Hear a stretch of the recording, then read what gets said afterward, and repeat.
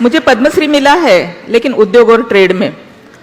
जिस समाज में कभी खाना नसीब नहीं था, जहां कपड़े तक ढंग के नहीं थे, जहां रहने के लिए घर नसीब नहीं था, ऐसे लड़की को पद्मश्री मिला उद्योग और ट्रेड में।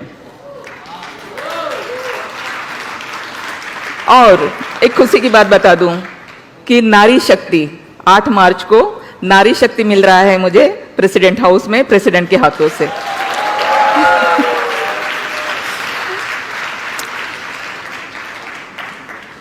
तो ये सारा करते हुए जो संघर्ष मैंने किया, मिला तो सब कुछ है, लेकिन कैसे, कितना संघर्ष करना पड़ा मुझे इन सारी बातों के लिए।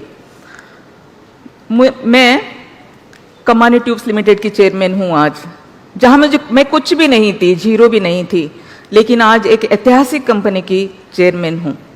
ये सब करते हुए मेरा जो सफर है, मैं एक छोटे से गांव से आई थी, एक छोटा सा गांव, जिस गांव में सिर्फ एक रास्ता था चलने के लिए, मतलब मार्केट जाओ तो वही एक रास्ता है, स्कूल जाओ तो भी एक वही रास्ता है, मतलब वही एक रास्ते पे सारा कुछ खत्म हो रहा है। लेकिन आज मुंबई जैसे शहर में मेरी कंपनी के नाम से 2 रोड है, रामजी भाई कमानी, कुर्ला कमानी। तो मेरा एजुकेशन तक नहीं हो सका ढंग से, मैं बहुत पढ़ लिख कर आगे बढ़ना चाहती थी, लेकिन छोटी सी उम्र में शादी कर दी गई, शादी भी सक्सेस नहीं हुई। उसके बाद घर वापस बाबा लेकर गए, लेकिन वहां जाने के बाद लोगों को ये बात भी पसंद नहीं आई कि एक बेटी जो ससुराल गई थी वो वापस मैके कैसे आ सकती है, क्योंकि ये तो हमारी परंपरा है ही नहीं ना। ससुराल में चाहे वो लड़की मर जाए कोई बात नहीं है, लेकिन वो वापस नहीं आ सकती, क्योंकि उसको समाज ठीक नहीं समझता। और फिर समाज जिस नज़र से, अंदाज से मुझे देखना शुरू किया, तो मुझे इतना बुरा लग रहा था कि मेरी वजह से मेरे माँ बाप को बहुत कुछ सुनना पड़ रहा है।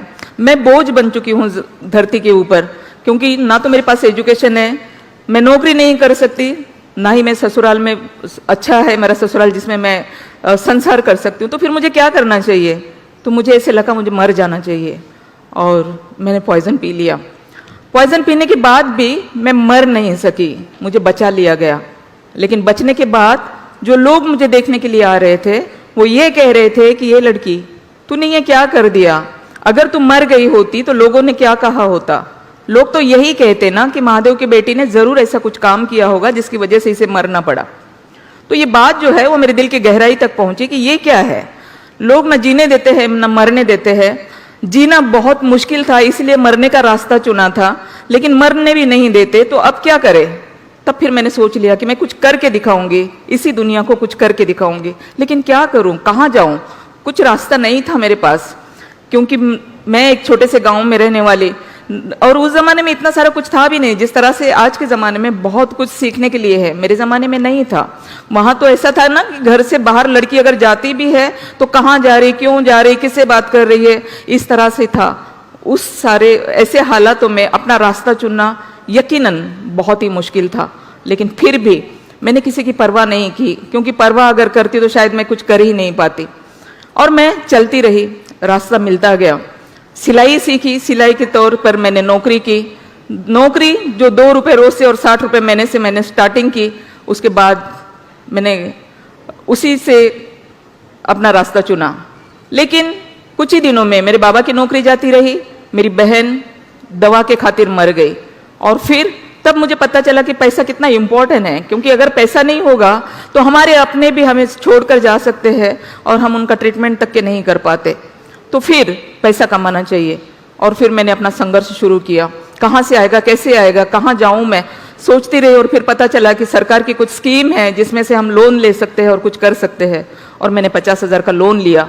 50,000 के लोन में मैंने बुटीक के लिए लिया था कि मैं अपना बुटीक शुरू करूंगी, लेकिन बुटीक के साथ साथ मैंने फर्नीचर का भी शुरू किया। लेकिन इसी के साथ साथ मैंने ये भी देखा कि मेरा बहुत सारा यूथ जो है वो बिना नौकरी के ऐसे ही भटक रहा है, उनके पास नौकरी नहीं है, सरकार के पास देने के लिए सबको नौकरी नहीं है, तो क्या करना चाहिए? तो जिस रास्ते से मुझे लोन मिला, जिस रास्ते पे मैं चली, उस रास्ते पे मेरे यूथ को भी ले जाऊंगी, ताकि इन लोगों को भी मतलब इनकी रोजी रोटी चलती रहेगी।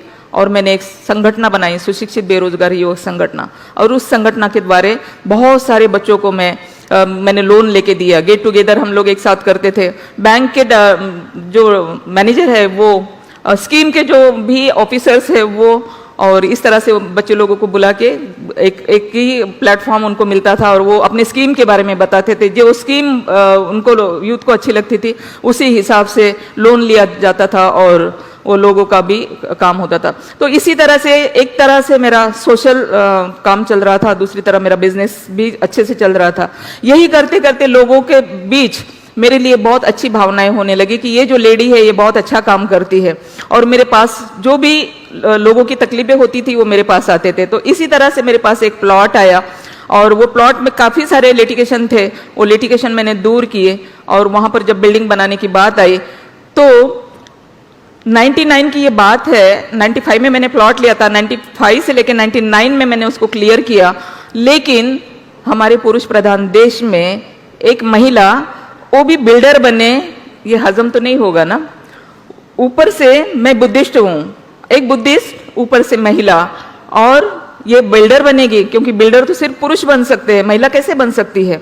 और फिर मेरे नाम की सुपारी तक की दी गई, सुपारी दी गई। लेकिन मेरी नसीब अच्छी थी कि जहाँ पे ये मीटिंग चल रही थी वहाँ से एक आदमी मुझे आकर बताया उसने कि मैडम आप अपने गाँव चले जाइए क्योंकि आपको आपकी सुपारी दी गई है। तो यहाँ बहुत सारी महिलाएं बैठी हुई है, मैं उनसे पूछना चाहूँगी कि अगर आपको कभी पता चला कि आपको कोई मारने वाला है तो मुझे बताइए आप क्या करने वाले हो, क्या करने वाले हो बताइए। क्योंकि मुझे उस आदमी ने ये कहा था कि हम रिक्वेस्ट करते हैं आपको कि आप अपने गांव चले जाइए क्योंकि आपका मर्डर होने वाला है। तो मैं डरी नहीं, अपने गांव नहीं गई, क्योंकि अगर मैं डर जाती, अपने गांव चली जाती तो आज इस स्टेज पे यहाँ पे खड़ी ना होती, किसी खेतों में काम कर रही होती।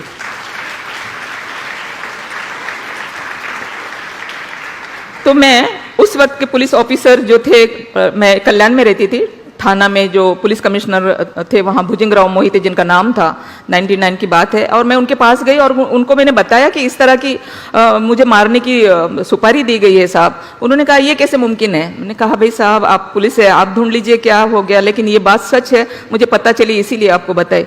पुलिस ने देखा, कार्रवाई की, लोग पकड़े गए। लेकिन उन्होंने मुझे एक सलाह दी कि आप एक काम कीजिए, अभी आप बिजनेस में आ ही गए हो और आपको अभी पता चला है, लेकिन नेक्स्ट टाइम हो सकता है कि पता ना चले, तो आप क्यों नहीं अपने लिए सिक्योरिटी ले लेती हो। तो मैंने कहा साहब सिक्योरिटी लेकर कहाँ लेकर घूमूंगी मैं, मुझे सिक्योरिटी नहीं चाहिए, देना हो अगर तो मुझे रिवॉल्वर लाइसेंस दे दीजिएगा।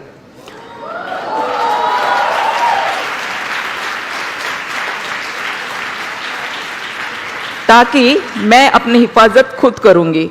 और आपको यकीन नहीं आएगा, शायद भारत की मैं पहली महिला होंगी कि 11 बजे मैं साहब के ऑफिस में गई थी थाना कमिश्नर के पास, और शाम को 6 बजे मुझे लाइसेंस मिला, एक ही दिन में। तो उसके बाद बहुत सारे ऐसे क्योंकि मेरा काम तो इसी तरह से था, मैं आगे बढ़ती रही और कई बार ऐसे होता रहा। लोग कहते रहे कि बस आप इस तरह से काम कर रहे हो, कहीं ना कहीं आपको कोई मार डालेगा। मैंने कहा कि मेरा रिवॉल्वर है मेरे पास, उसमें 6 गोली है, जब तक 6 गोली है तब तक कोई माइकलाल मुझे मार नहीं सकता। तो मैं इस तरह से काफी संघर्ष से मैं आगे बढ़ी हूँ, और मेरे पास से डर नाम की कोई चीज नहीं है। मैं आप सबको भी ये कहूंगी कि डर जिसके पास में है वो आगे बढ़ ही नहीं सकता, क्योंकि हमारे पास होता है ना छोटा छोटा डर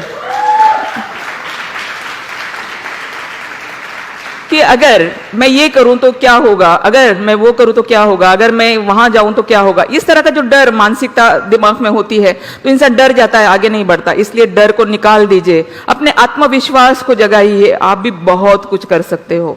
और मैं इसी तरह से कमानी ट्यूब्स लिमिटेड जैसी बहुत बड़ी कंपनी, जो ऐतिहासिक कंपनी है, जिसको नेहरू गांधी का वारसा लगा हुआ है, ऐसी कंपनी, और ऐसे कंपनी के कामगार मेरे पास आए और उन्होंने कहा कि ये कंपनी आप मैडम टेक ओवर कर लीजिए।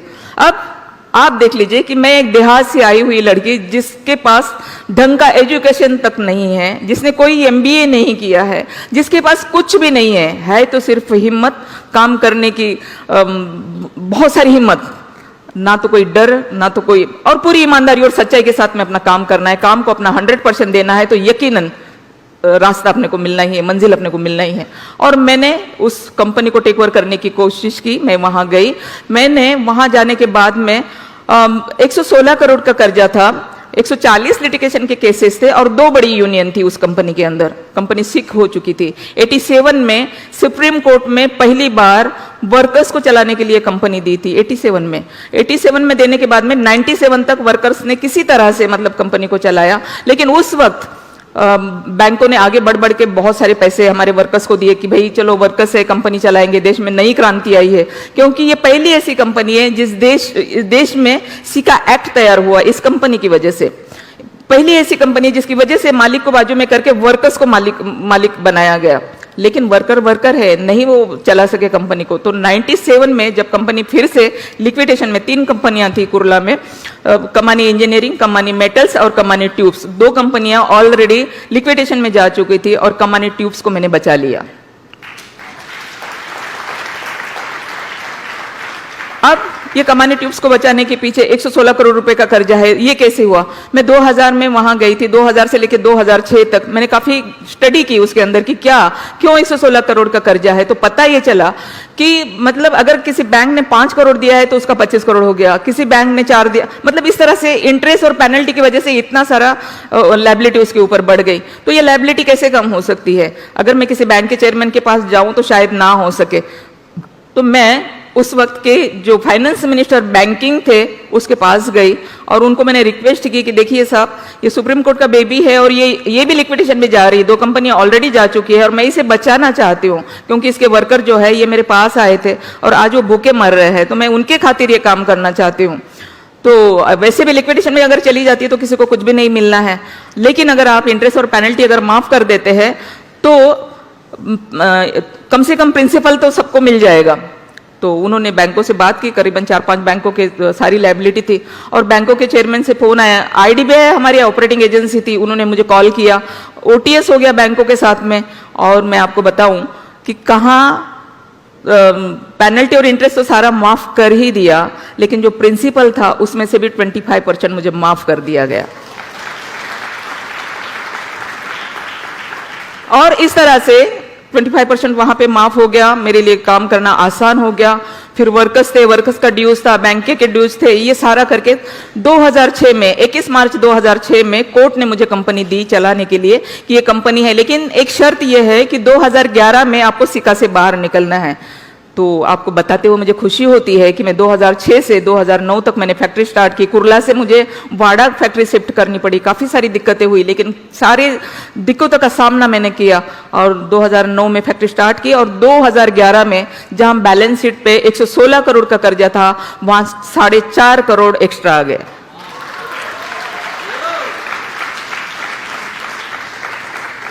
तो इस तरह से मेरा संघर्ष रहा और बहुत सारा है बताने के लिए, लेकिन वक्त हमारे पास कम है, इसलिए बहुत कम में ही बात करेंगे। तो 2011 में मैं सिका से बाहर आ गई, इसीलिए सरकार ने मुझे 2013 में पद्मश्री से नवाजा और आज दुनिया भर के अवार्ड्स मुझे मिलते हैं, दुनिया भर के। एक महीने में 5-5 अवार्ड्स, आप यकीन नहीं करोगे। मैं अभी लंदन से परसों आई हूँ, 27 तारीख को मुझे लंदन में वहाँ के पार्लियामेंट में भी मुझे अवार्ड्स मिला। तो इस तरह से